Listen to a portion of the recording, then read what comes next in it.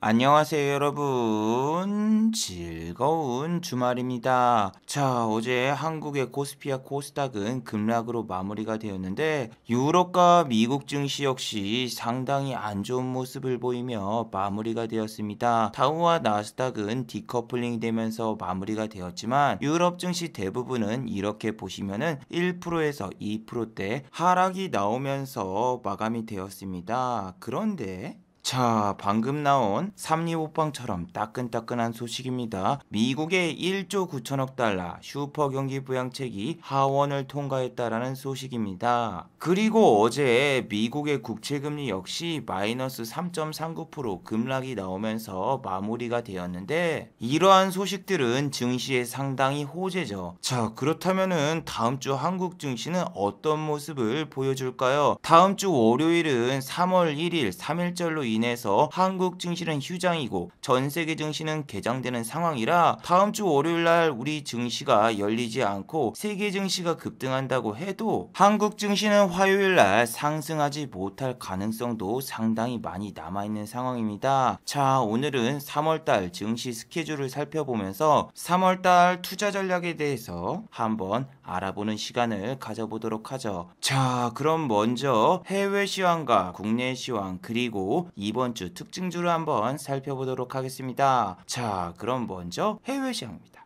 자, 먼저 다우지수입니다. 다우는 어제 마이너스 1.50% 하락으로 마감이 되었습니다. 이틀 전에 신고가를 찍었던 다우는 이틀 연속 급락이 나오면서 이틀간 3.25% 하락이 발생되었는데, 한국의 코스피 같은 경우에는 5% 이상 하락이 나왔죠. 지난번에 3,100을 돌파한 다음에 약 일주일 넘게 계속되는 하락이 나왔습니다. 그나마 목요일날 3.50% 급 반등이 나왔는데, 그 다음날 MSCI 지수 변경으로 인해서 외국인 투자자의 폭탄 매물이 쏟아져 나오면서 그나마 반등했던 반등폭도 모두 반납하고 말았습니다. 나스닥 같은 경우에도 어제 플러스로 마감이 되었지만, 여기 보시면은 음봉으로 마감이 되었죠. 장 초반에는 플러스 1.90%까지 상승했었고, 미국의 야간 선물 역시 플러스 1.5%를 가리키고 있었습니다. 하지만 장이 개장된 다음에 오히려 나스닥은 마이너스로 돌변하였고, 종가 직전에 잠깐 반등이 나오면서 결국에는 플러스 0.56%로 마감되었죠. 하지만 전날에 빠진 하락폭이 마이너스 3.52%이기 때문에 반등이라고도 볼 수 없는 수준의 반등이 나왔습니다. 자, 미국의 다우와 나스닥이 이렇게 디커플링이 되고 세계 증시가 이렇게 하락한 이유는 도대체 뭘까요? 그 이유는 바로 미국의 국채 금리가 미친 듯이 폭등을 해서 시장에서는 불안감을 느끼고 전 세계 증시는 하락으로 마감이 되었습니다. 자, 미국의 국채 금리는 하루에 0.002% 이런 식으로 소폭으로밖에 상승하지 않는 그런 상품인데, 지금은 하루에 미친 듯한 상승이 나오고 있죠. 자, 무위험 자산입니다. 미국의 국채 금리 같은 경우에는. 그런데 지금 S&P 500 배당 수익률보다 국채 금리의 상승률이 훨씬 더 큰 상황이라서 위험 자산인 주식에 비중을 줄이고 안전 자산인 국채로 자금이 이동되고 있죠. 파월 연준 의장 같은 경우에는 3년간 인플레이션은 일어나지 않고 미국의 금리는 최소 3년 동안 동결을 할 것이다, 이렇게 이야기를 하고 있지만, 어제 이 영상을 통해서도 제가 설명을 해드렸죠. 파월 형은 임기가 1년밖에 안 남았는데 어떻게 3년 동안 금리 동결을 하는가. 물론 파월 의장이 다시 한번 재임이 될 수도 있지만, 지금 현재 미국의 재무장관인 제닛 옐런 누나도 원래는 재무장관이 아니라 파월처럼 연준 의장을 이어가고 있어야 되는데, 이분은 재임에 실패했고 결국에는 파월 의장이 됐던 것처럼 품질 보증을 해주지 않잖아요. 여러분도 물건 살 때 KS 마크 혹은 검사필 이런 마크를 보고 안심하고 사지, 누가 지금 유통기간이 1년밖에 안 남은 사람의 말을 믿겠습니까? 어제는 미국의 국채금리가 많이 하락했지만, 그래도 아직까지 미국의 국채금리의 상승이 둔화됐거나 혹은 하락한다고 볼 수는 없죠. 잠깐 쉬어가는 그런 정도의 상황이지 아직까지는 미국 국채금리의 하락이 예측되고 있지는 않죠. 자, 미국의 지금 국채금리가 급등하면서 미국의 보험주와 은행주가 급등을 하고 있습니다. 자, 메트라이프는 미국의 보험회사인데 52주 신고가를 찍고 미국의 국채금리가 하락하면서 하면서 약간의 조정이 나왔습니다. 최근에는 미국의 국채 금리가 오르면은 다우는 상승을 하는데 나스닥 같은 경우에는 기술주가 대부분이라서 이렇게 하락하고 있죠. 그래서 다우 같은 경우에는 또 어제 신고가를 돌파할까 이런 생각도 가져봤지만 역시나 미국의 국채 금리가 하락하니 다우지수 역시 하락세를 보였죠. 한국의 보험주 역시 마찬가지죠. 미국의 보험회사가 상승이 나오자 한국의 보험회사들도 장이 안 좋은데도 불구하고 이렇게 상승이 많이 나왔어요. 특히 하나손해보험 같은 경우에는 지난주에 우리 증시가 2% 이상 하락하는데도 불구하고 플러스로 마감이 되었고, 흥국화재도 3.96% 상승으로 마감이 되었고, 웨리치화재 역시 플러스 0.94% 상승, 하나손해보험도 플러스 0.80% 상승. 이처럼 미국의 국채금리 상승이나 보통 금리 인상 같은 경우에는 보험주와 은행주에 상당히 호재죠. 미국의 은행주 뱅크 오브 아메리카도 보세요. 25일날 보시면은 52주 신고가를 돌파했습니다. 자, 그러면은 한국의 은행주는 과연 어떨까요? 따라란 따라라라란. 예, 이게 웬일이죠? 미국의 은행주들은 52주 신고가를 달리고 있는데 한국의 은행주는 형편없습니다. 작년에 바이러스 사태가 터지기 전이 바로 이 정도인데 아직도 바이러스 사태가 터지기 전 주가도 회복이 안 되고 있고, 연봉으로 보시면은 오히려 10년 연속으로 계속되는 하락이 지속되고 있어서 은행주를 장기 투자하신 분들 같은 경우에는 아직도 어마어마한 손실을 보고 계시는 분들이 많을 겁니다. 특히 5년 동안 한 번도 오르지 않은 기업은행 같은 경우에는 최근 바이러스 사태로 인해서 더 큰 하락이 발생되었고, 신한지주 역시 마찬가지죠. 주가가 52주 신고가는커녕 아직도 바닥에서 빌빌대고 있으며, 이 종목도 기업은행과 마찬가지로 바이러스 사건이 터지기 전에 주가도 회복이 되고 있지 않습니다. 연으로 보셔도 10년 동안 장기 투자를 했어도 은행주는 전혀 상승이 나오지 않았죠. 바이러스 사건이 터지기 전에도 미국에서는 금리 인상을 했는데 그 당시에도 한국의 은행주들은 상승이 크게 나오지 않았어요. 지금 같은 경우에는 바이러스 사건이 터지고 난 다음에 채권금리가 급등했는데도 한국의 은행주들은 이렇게 움직이고 있지 않은데, 한국의 은행주들 같은 경우에는 최근에 바이러스 사건 때문에 정부에서 배당 제한이나 혹은 배당 축소 권고를 받았기 때문에 작년에 외국인 투자자들에게 상당히 외면을 많이 받았죠. 바이러스 사건이 터진 다음에 한 달 내내 은행주를 팔았습니다. 아무리 주가가 잘 오르고 코스피가 신고가를 가도 기업은행과 신한지주 같은 경우에는 52주 신저가를 달리고 있었죠. 그리고 지금 중요한 거는 은행 같은 경우에는 대출 상품을 팔아서 수익을 올려야 되는데 정부에서는 대출마저 현재 제한을 하고 있는 상황이죠. 그래서 지금 미국 같은 경우에는 미국의 은행주가 국채금리 상승으로 인해서 52주 신고가를 가고 있지만 한국의 은행주들은 횡보를 하고 있는 상황이죠. 아니 여러분, 이게 지금 너무한 게 올해도 계속 제한할 거 아니에요. 대출 제한뿐만이 아니라 배당 역시 제한을 해버리니까 은행주의 매력을 누가 느낄 수 있을까요? 자, 원래 여러분 은행주 같은 경우에는 통신주 그리고 한국전력과 함께 배당 성향이 강하기 때문에 경기 방어주로 불립니다. 코스피하고 코스닥이 이렇게 하락을 해도 은행주 같은 경우에는 반등이 나오거나 상승하는 경우가 많지만, 외국인이라던가 기관은 연일 은행주를 매도하고 있고, 배당 성향이 원래 8%였던 기업은행 같은 경우에는 8%는커녕 4%도 안 나올 가능성이 높죠. 자, 그리고 어제 테슬라 같은 경우에는 나스닥이 0.5% 반등이 나왔는데도 불구하고 테슬라의 주가는 1%대 하락이 나왔습니다. 장 초반에는 3.59%까지 상승을 했으나 한 가지 루머 때문에 테슬라의 주가는 갑자기 급락이 나왔습니다. 장중 변동성이 6%예요. 장 초반부터서 이렇게 3% 이상 쫙 상승했다가 갑자기 3%가 급락을 했다가 종가의 1%대 하락. 도대체 테슬라에는 어떤 이슈가 있어서 이렇게 급락과 급등이 반복이 되었을까요? 그 이유는 바로 테슬라의 CEO인 일론 머스크가 도지코인을 이용해서 시세 조작으로 미국의 SEC에 조사를 받고 있다라는 내용이 퍼지면서 테슬라의 주가는 결국 하락으로 마감이 되었습니다. 자, 여기서 나온 여러분, 도지코인이 뭔지 여러분 알고 계시나요? 도지사들이 쓰는 코인이 도지코인인가요? 이게 바로 도지코인이에요.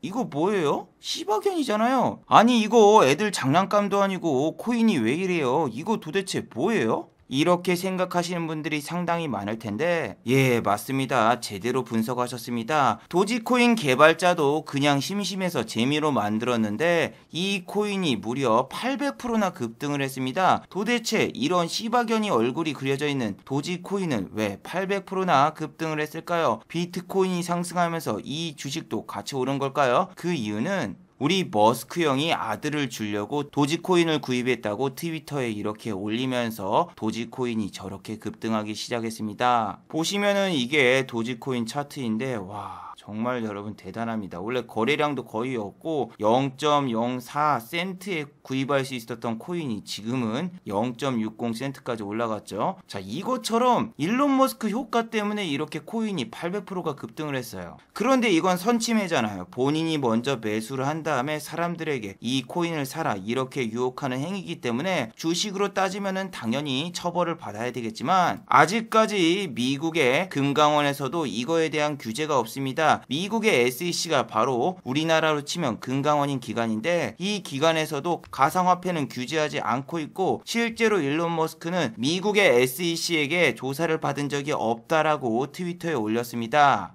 자, 우리나라 같은 경우에도 얼마 전 비슷한 사건이 있었는데, 아프리카 BJ분이 코인을 거래하다가 가상화폐 거래소로부터서 시세교란 혐의로 거래 정지를 당했습니다. 보시면은 비트코인을 거래하는 방송을 하다가 갑자기 주문이 안 됐고 경찰까지 출동했다라는 뉴스도 나왔는데, 업비트 측에서는 디지털 화폐에 부당한 영향을 주는 방법으로 건전한 거래를 하지 않았기 때문에 시세교란 혐의로 계정을 정지했습니다. 일각에서는 BJ를 절대로 따라하지 마세요 문구를 넣었으니까 개인 투자자들의 잘못이지 이거는 시세교란 혐의가 아니다라고 생각하시는 분들이 상당히 많았습니다. 하지만 이걸 보세요. 일반적인 비트코인이 아니라 별로 거래가 없는 이런 잡코인을 매수를 했는데, 방송에 노출되자마자 단 10초 만에 10% 이상 급등이 나왔습니다. 보시면은 16%까지 급등을 했고, 단 몇 초 만에 BJ분은 300만원의 수익을 올렸죠. 중요한 건 아프리카 TV나 유튜브는 방송 딜레이가 있습니다. BJ가 매수했을 때 따라서 매수를 한 사람들이 상당히 많은데, 그 화면 자체가 5초에서 20초, 최장 3분 전에 나왔던 화면을 보고 여러분들이 매수하는 거예요. BJ분은 오르니까 코인을 매도했고, 코인을 BJ분이 매도하자마자 이렇게 떡락이 나오는데, 비트코인 같은 경우에는 금감원에서 따로 처벌할 수 있는 규정이 없기 때문에 저거는 처벌이 안 되지만, 주식 같은 경우에는 다릅니다. 여러분, 일론 머스크 형도 몇 번이나 미국의 SEC 금감원에 어마어마한 벌금을 냈었어요. 일론 머스크 형 같은 경우에는 2018년도 공매도에 너무너무나 많이 시달려서 그냥 테슬라를 상폐시키고 중동 국가에 팔아버리겠다 이렇게 트위터에 글을 올렸습니다. 그 결과 미국의 금감원 SEC에서는 440억 원의 벌금을 내라고 해서 실제로 벌금을 냈고, 한국에서도 똑같은 사건이 있었죠. 9시 뉴스에 셀트리온의 서정진 회장이 나와서 셀트리온을 외국 회사에 팔아버리겠다 이렇게 말을 해서 시세 조작 혐의로 결국에는 벌금을 냈어요. 그래서 주식 같은 경우에는 저렇게 방송을 할 경우에는 금감원에서 처벌을 받을 수 있습니다. 분명히 따라 사지 말라고 BJ가 얘기를 했다고 해도 주식으로 돈을 잃으신 분들이 너무 많아요. 그래서 BJ가 몇 초 만에 100만원, 200만원, 1000만원 이렇게 수익을 내는 걸 보면은 따라 들어갈 수밖에 없어요.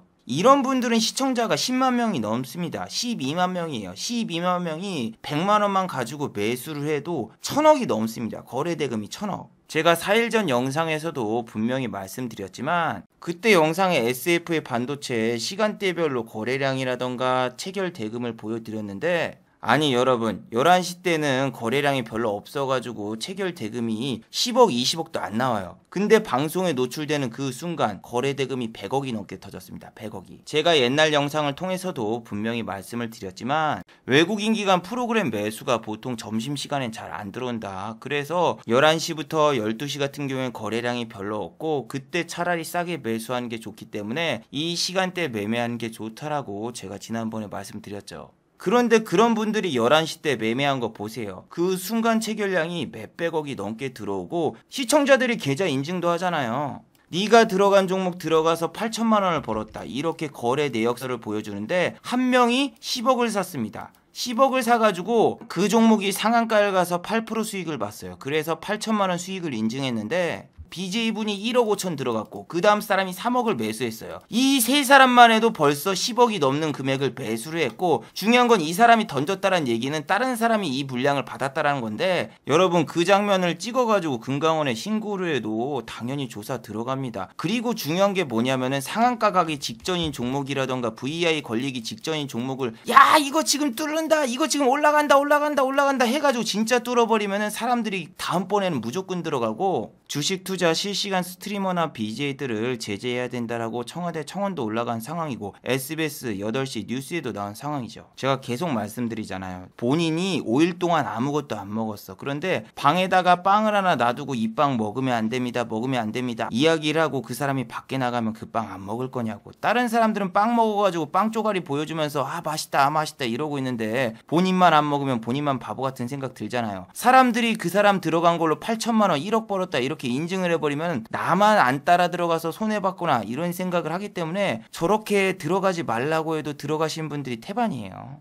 그리고 또 BJ분들이 와 이거 상한가 간다, VI 간다 이렇게 말을 해놓고 상한가를 가든 안 가든 시청자의 수급으로 인해서 이미 수익권에 들어왔기 때문에 바로 익절하고 나가는 게 문제죠. 이분들이 익절하고 나갔을 때는 이미 방송 딜레이로 인해서 시청자분들은 손실을 본 상태란 말이에요. 그리고 가장 중요한 게 뭐냐면은 저렇게 방송이 모두가 볼 수 있는 공간에서 하는 거잖아요. 예전에 제가 유료 강의 같은 걸 들었을 때는 인원이 500명이었고 아프리카라던가 유튜브 같은 플랫폼도 아니었기 때문에 비공개 시청자만 볼 수 있는 그런 방송이었어요. 그런데 거기서 투자대회 1등이 매매하는 걸 보여주는데 그분이 클릭만 해도 단숨에 2%에서 3% 가까이 갭이 뜨면서 상승을 해버리니까 누가 봐도 이분이 들어가는 종목 다 따라 들어간다라고 생각을 했죠. 저도 처음엔 안 따라 들어가다가 그런 분들이 상한가 간다 30분 동안 노래를 부르면서 외쳐가지고 따라갔다가 상한가를 가기는커녕 갑자기 급락을 해서 회사 그만두자마자 받은 퇴직금을 하루 만에 다 날려버렸던 정말 안타까운 상황이 있었는데, 그 당시에 이런 소형주 같은 경우에는 우리끼리 들어가서 상한가도 말고 그랬어요. 500명이서 몇십억대 거래대금이 터졌는데 아까 그건 몇백억대란 말이에요. 그만큼 영향력이 크고, 중요한 게 뭐냐면은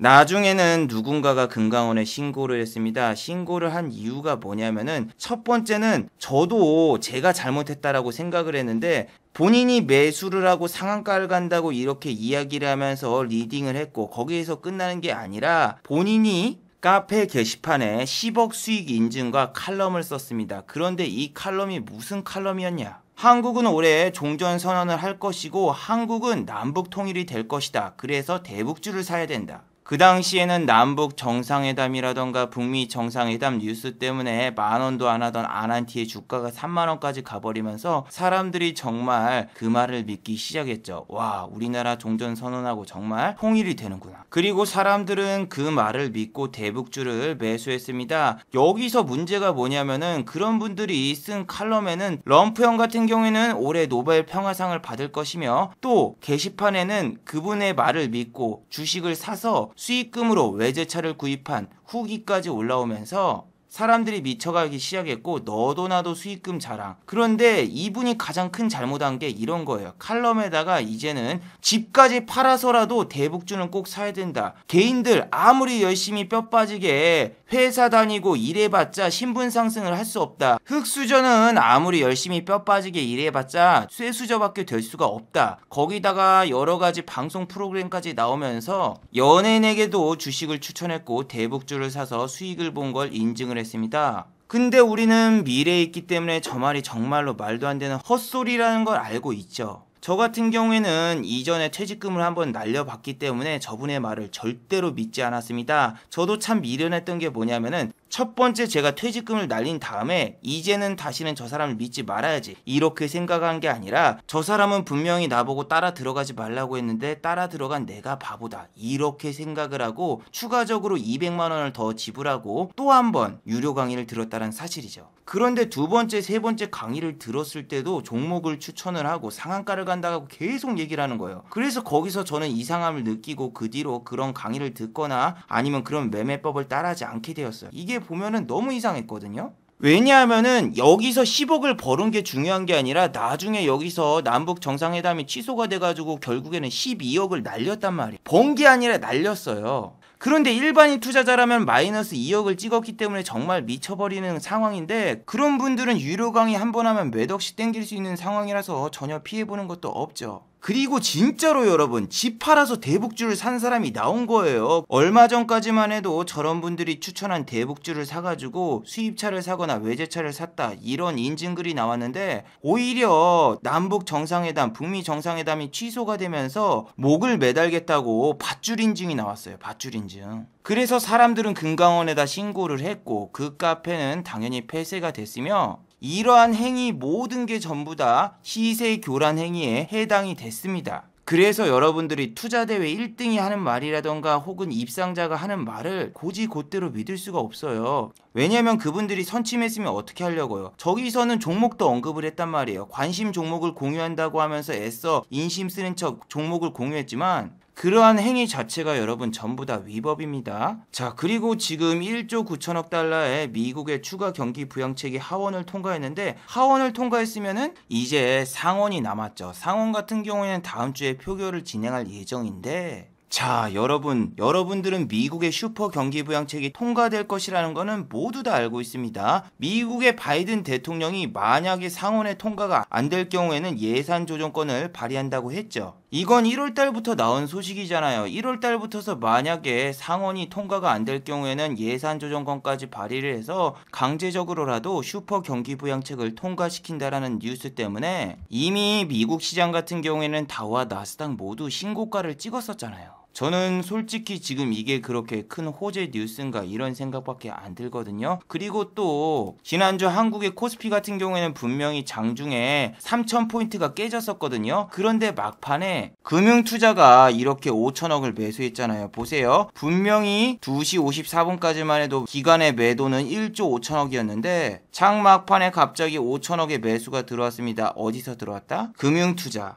왜? 금융투자 같은 경우에는 분명히 12시 43분까지만 해도 매도 규모가 1조 1000억이었는데 보시면은 8,900억으로 줄어있는 걸 보실 수 있죠. 개인적인 생각이지만 이렇게 3천을 지지해주면은 개인분들의 반발 매수세가 아침부터 더 들어올 수 있잖아요. 차트 매매를 좋아하시는 분들 같은 경우에는 이렇게 볼린저 밴드 위에서 반등이 나왔으니까 다음 주 화요일부터서 또 개인의 매수세가 어마어마하게 들어올 수가 있거든요. 물론 반대 매매도 있겠죠. 자, 지금 보시면은 반대 매매로 인해서 지금 신용 잔고가 어느 정도 줄어든 걸 볼 수가 있습니다. 자, 여기 잔고는 줄어 있고 대비는 늘어나 있죠. 그 뜻은 뭐냐면은 자, 신규 신용 잔고는 여기에 비해서 더 늘어났어요. 근데 중요한 거는 상환. 이거는 반대 매매로 인해서 강제 청산이죠. 상환 같은 경우에는 좀 줄어들면서 신용 잔고가 22조에서 지금은 몇 조가 됐습니까? 예, 21조로 희귀했어요.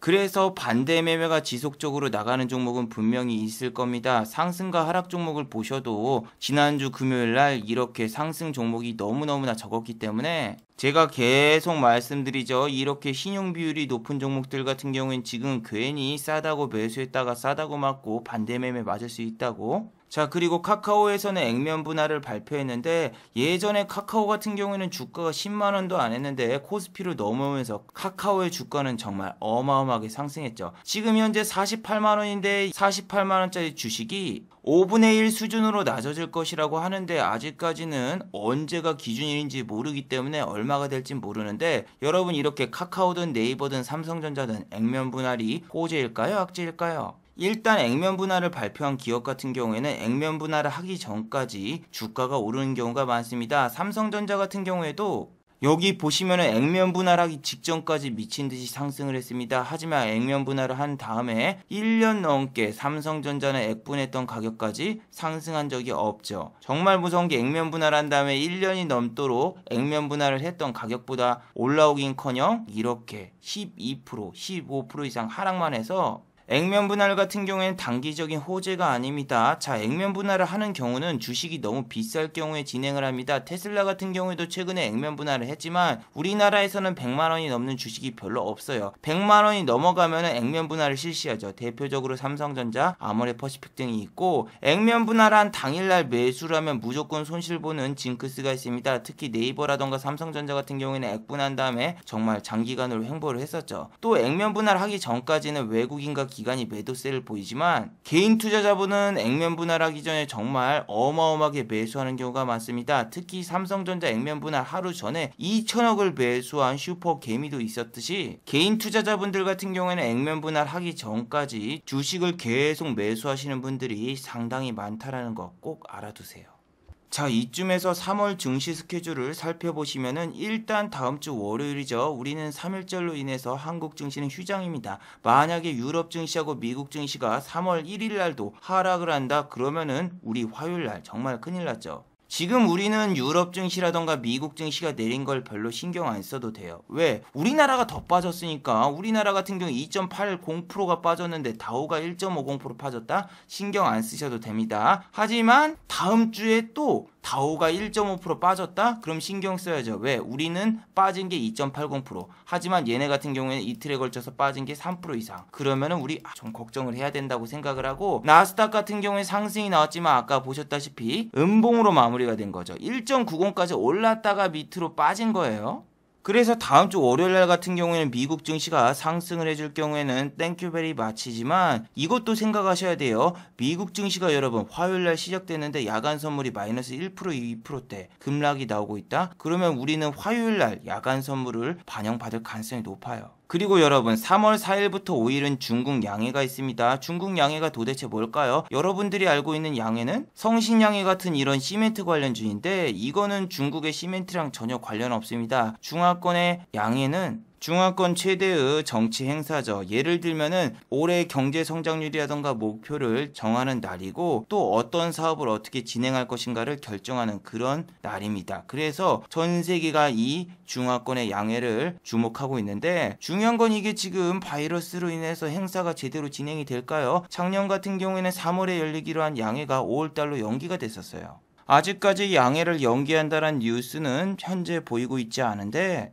중화권에서 어디다 투자하고 어떻게 돈을 쓸 것인가에 따라서 움직이는 주식들이 상당히 많습니다. 하지만 올해는 MSCI 지수 리밸런싱으로 인해서 사람들이 이런 데다가 신경을 쓰지 않았고 또 최근엔 우리 증시가 가파른 조정과 하락이 나왔기 때문에 중화권의 양해까지는 신경 쓸 겨를이 없었죠. 그래서 애널리스트들도 양해 관련 수혜주를 추천하거나 그러신 분들이 거의 없었어요. 자, 그리고 3월 11일은 선물 옵션 동시 만기일입니다. 지난번 옵션 만기일도 정말 변동성이 컸었는데 이번에는 선물까지 겹치면서 내 마녀의 날 트리플 쿼터버거 아니 트리플 위칭데이죠. 그래서 이번 내 마녀의 날인 이 구간을 정말 조심해야 됩니다. 코스피를 3,000을 지지해준 게 기관의 금융투자가 선물옵션의 차익을 노리고 매수한 걸 수도 있거든요. 물론 아직까지 선물옵션 동시 만기까지는 많은 시간이 남아 있습니다. 그리고 또 3월 16일에는 FOMC 회의가 있는데 FOMC 회의가 있는 주에는 미국의 선물옵션 동시 만기일도 같이 있죠. 미국은 한국과 다르게 세 번째 주 금요일 이날이 선물옵션 동시 만기일입니다. 그래서 우리나라 선물옵션 만기가 끝나도 미국 증시가 흔들리면서 한국 증시도 같이 흔들리는 경향이 심한데 흔들리지 않는 편안함 시몬스 포켓 스프링처럼 우리나라는 미국 증시가 흔들려도 조용하게 지나갔으면 하는 바람이 있네요. 그리고 또 한국의 금통위가 있지만 한국의 금통위는 별로 기대가 안 됩니다. 어차피 금리는 동결할 것으로 예상이 되기 때문에 3월 25일은 그렇게 신경 쓰실 필요가 없어요. 자, 그리고 여러분 지난주에 부광약품 같은 경우에 상한가를 갔거든요. 상한가를 언제 가냐면은 정말 스펙타클했어요. 3시 때 상한가를 이렇게 말았습니다. 자, 부광약품 같은 경우에는 왜 상한가를 갔을까요? 여기 보시면은 부광약품 코다리 식후 치료제가 임상 이상이 종료가 되었다라는 뉴스가 나왔습니다. 그런데 임상 이상이 결과가 아직 나오지 않았어요. 이 결과가 잘 나올 것이라는 기대감에 이렇게 올랐는데 자, 지난번 대응에서는 임상 이상 결과를 발표했었는데 주가를 보시면은 임상 결과를 발표하기 전으로 대웅은 주가가 다시 희귀하고 있는 상황이죠.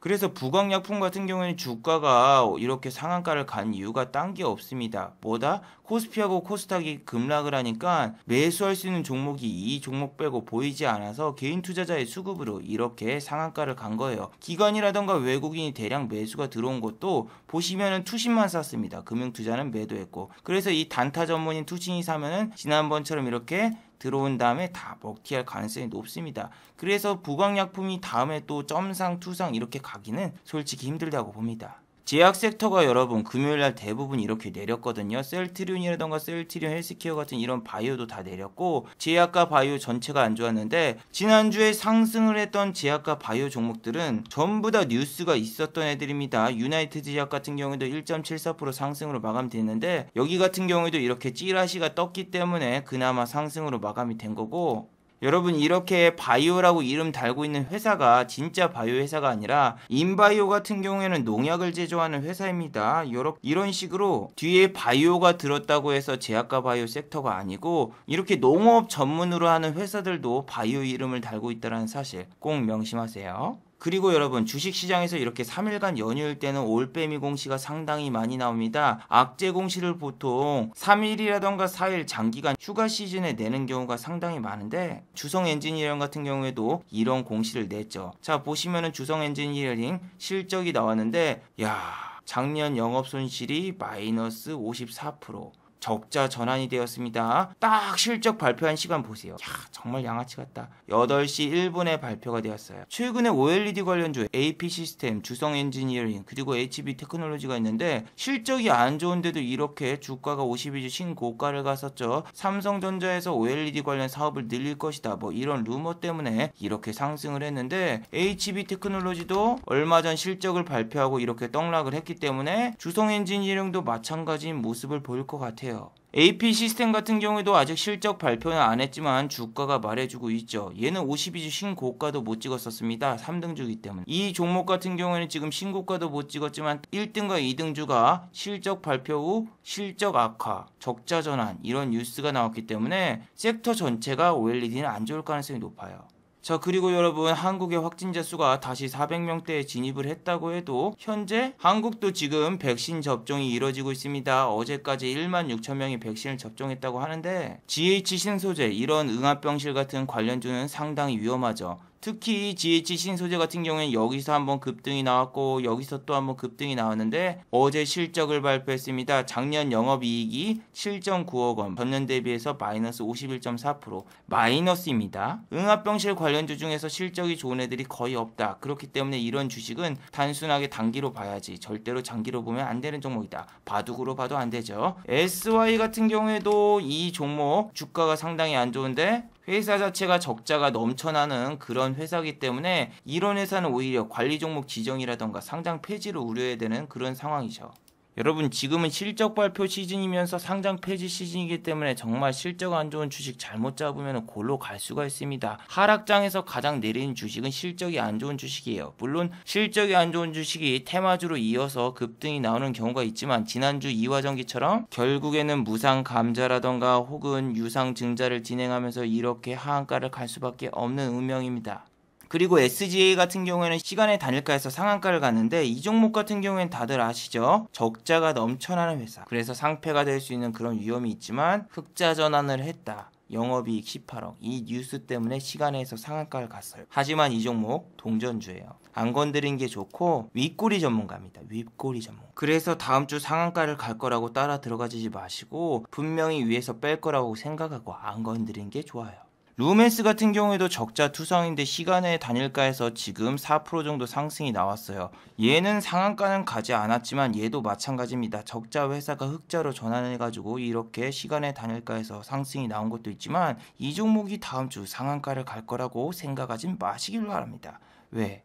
얘도 윗꼬리가 잘 나오고 얘는 상승폭이 그렇게 크질 않아요. 이렇게 보시면은 7%, 9%, 막 10% 이 정도밖에 안 나와서 20%, 30% 상승하기는 상당히 힘들어요. 자 마지막으로 한번 정리해 보도록 하죠. 1번 다음 주 미국 증시를 주목하죠. 우리 증시가 쉴 때 미국 증시는 또 급락이 나온다? 그러면 다음 주 화요일날 우리는 더 큰 하락이 나올 수 있습니다. 최근에 미국 증시가 1% 하락해도 한국은 기본 2%에서 3% 하락하는 경우가 많고 미국의 다우지수가 상승해도 우리는 나스닥이 급락하면 SK하이닉스와 삼성전자가 반도체이기 때문에 코스피도 같이 내립니다. 그렇기 때문에 우리는 다음 주 미국 증시가 급등하길 두 손 모아 기도해 보도록 하죠. 자, 두 번째, 액면 분할을 조심하세요. 이번에 카카오가 액면 분할을 한다는데 액면 분할 당일날은 주가가 크게 하락하거나 횡보할 가능성이 높습니다. 액면 분할 전까지는 주가가 상승을 해도 보통 개인들의 매수세로 상승하는 거니까 이 점도 꼭 참고하시고, 또 여러분 액면 분할을 해서 주가가 몇 개월에서 몇 년 정도면 상관이 없는데 아예 액분 전 가격으로 안 돌아올 수도 있다는 점 꼭 명심하세요.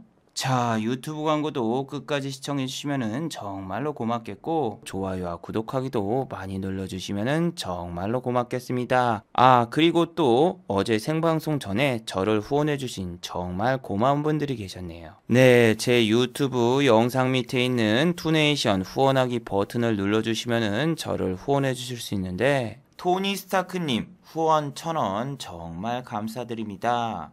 자, 다들 수고하셨고 즐거운 주말 보내시기 바랍니다. 다들 수고하셨습니다.